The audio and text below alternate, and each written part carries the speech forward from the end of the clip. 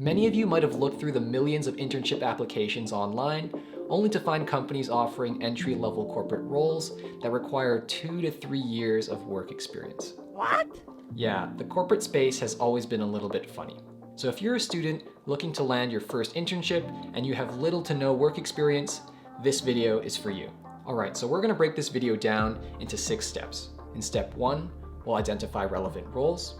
In step 2, we'll talk about important resume tips. In step 3, we'll talk about important networking tips. Then in step 4, we'll talk about playing the numbers game. And in step 5, we'll talk about common interview questions. And then lastly, in step 6, we'll talk about plan B, which is what you can do if you still can't land an internship. All right, let's get started. In 2023, the US Bureau of Labor Statistics reported 10.5 million job openings in the US. That's a lot of jobs. And that's also why it's really important to narrow down your target industry and relevant work roles. Maybe you want to become an investment banker, a consultant, or even a software engineer.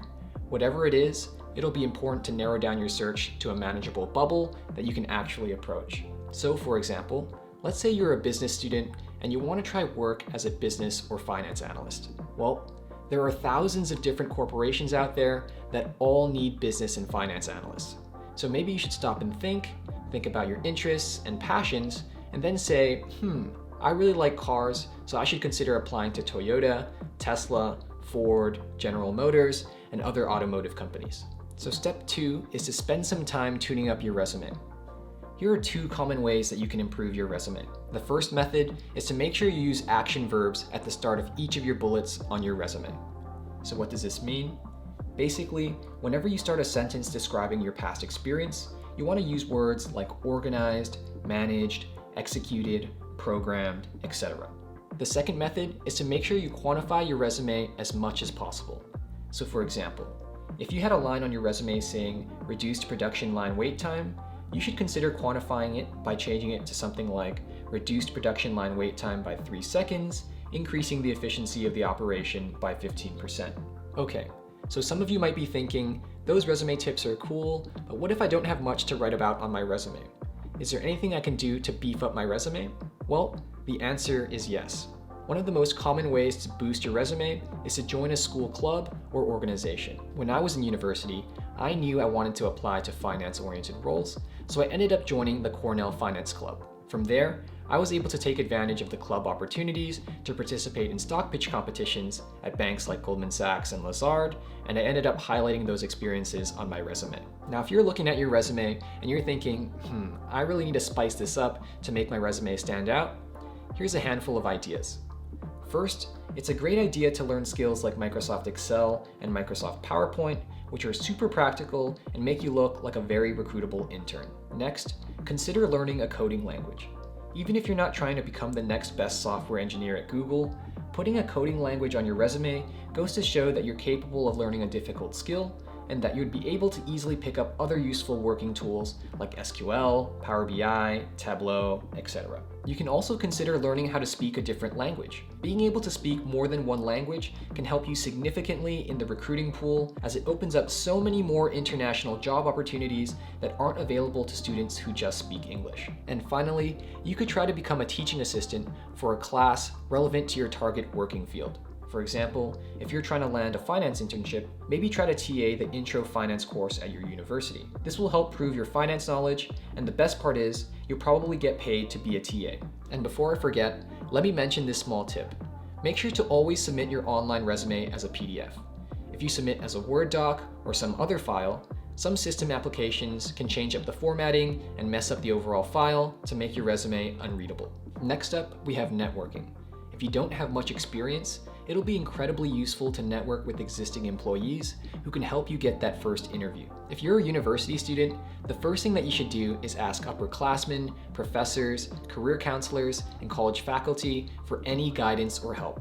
They might have some connections at some pretty cool companies, or they might even have friends of friends who work your dream job. In my case, I was actually able to land my sophomore year internship in capital investments and transactions from an internship posting that was forwarded to one of the professors at my school. If you're struggling to find any personal connections, don't worry, you can always try LinkedIn and cold email. The goal of these reach outs is to try to hop on the phone with these people to learn more about their roles and their experience. And don't be shy, it's always okay to ask about any internship programs at their company. Let's start with LinkedIn. LinkedIn is a great tool because it allows you to search for people who work at a certain company who might share some common backgrounds. And if you go to the filters, you can even search for people who perhaps went to the same school as you did, or maybe even grew up in the same area as you did. And once you find these people, you want to send them a short, simple note sharing what you have in common and why you want to hop on the phone with them. You can also try cold emails. The idea is pretty similar here, and most students can use their university alumni database to find some email contacts to contact current working professionals. If you're struggling to write some of these messages, don't worry, I put an article in the video description below containing cold email networking templates that you can use on LinkedIn and through email. Now here are a few extra tips. 1, make sure to send follow-up emails. 2, make sure to prepare a handful of questions before your phone call. And 3, simply be respectful and thank people for their time. Now let's move on to step 4, which is simply playing the numbers game. Some students have to apply to 5, 10, 50, or even 100 internships before landing their first interview. So if you're a student with little to lose, you should really be applying to job opportunities everywhere on LinkedIn, Workday, Handshake, and other job posting sites. Once you start applying to many different internships at the same time, we strongly recommend that you use an internship tracker to keep track of things like the company, the position, the location, your submission materials, your submission date, etc. If this is something that you'd be interested in having, feel free to check out our free template download in the video description below. Okay, so after saying all that, I do want to say that you should be careful. Don't just mindlessly apply to all of these opportunities and just hope to hear back.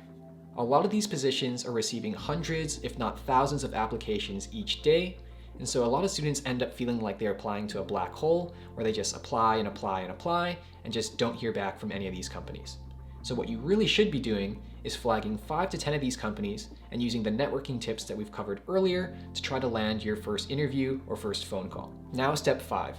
Once you do all the hard work to secure your first interview, you should really try your best to prepare everything you can to go all the way.